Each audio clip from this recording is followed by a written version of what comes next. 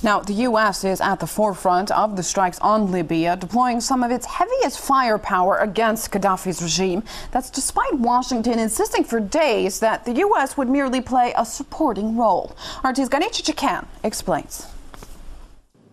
The Pentagon says they do not rule out more strikes, quote, if and when the need arises. If you watch American television, you get the impression that America's involvement is a really good thing and that there was no other option but intervention. But if you look at the polls, the majority of Americans oppose the U.S. involvement in the intervention. Fox News gives 65%.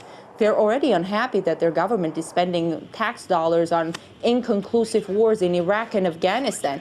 And adding one more hotspot is the last thing they want. Just this Saturday, the U.S. shot $75 million worth of missiles on Gaddafi's air defenses. Officials, though, have promised that it's going to be a fast war. Obama said that there will be no U.S. troops on the ground. But as of now, we know that the U.S. contribution in the strikes substantially outweighs all of the coalition forces combined.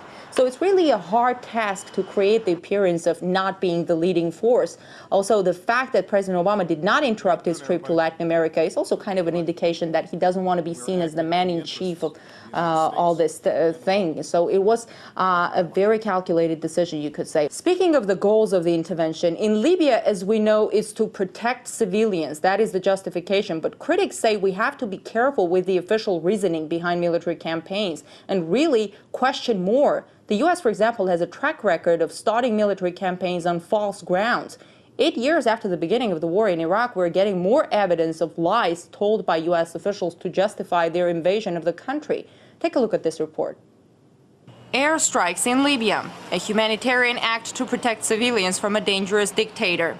That's the reason given by the U.S. and its allies for their latest military foray.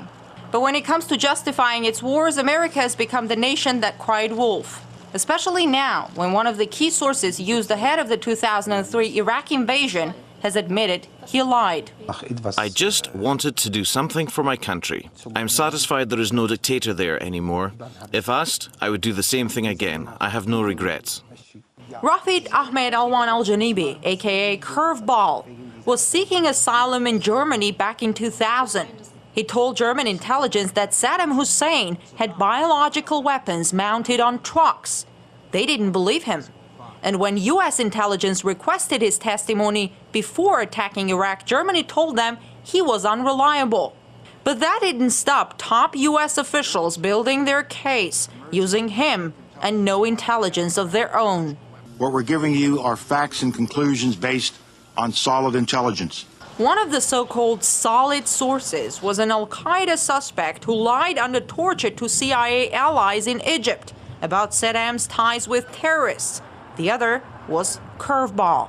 Even now, despite all the evidence of lies and deception, key players in the Bush administration are still in denial about their role in the events, saying they were not sufficiently informed.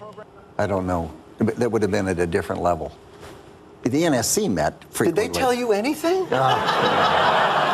You poor man. No, I don't know what. Are you not on the email list? Did they not? In their memoirs, both Colin Powell, the Secretary of State back then, and Donald Rumsfeld, the Defense Secretary, effectively duck responsibility and point the blame finger at others, mainly the CIA, specifically George Tenet, head of the CIA at the time.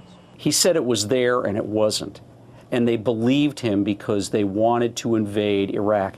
And Colin Powell was digging for information at the CIA headquarters in Langley across the river, digging for it because it wasn't there. He was trying to come up with something because he couldn't find it.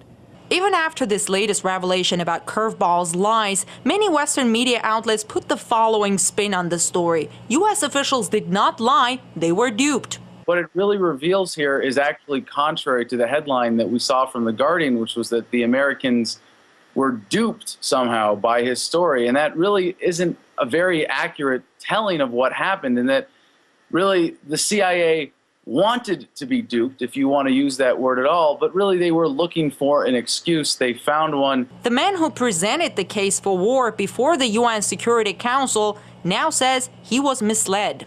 Not that he, too, was part of an orchestrated plan to build a case for war. no matter the evidence. How was he duped so easily? I don't buy it. A lot of people followed orders, very likely knowing that what they were doing was wrong, but they wanted to be involved.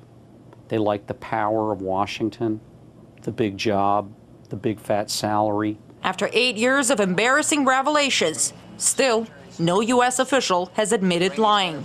Most of those who took part in building the case for the Iraq War out of lies are now off the hook, touring the country with their memoirs and saying they were duped. And many ask whether their exoneration and this quiet public acceptance could teach a bad lesson to future leaders contemplating building a similar case for war. I'm Ganesh Chekyan reporting from Washington, RT.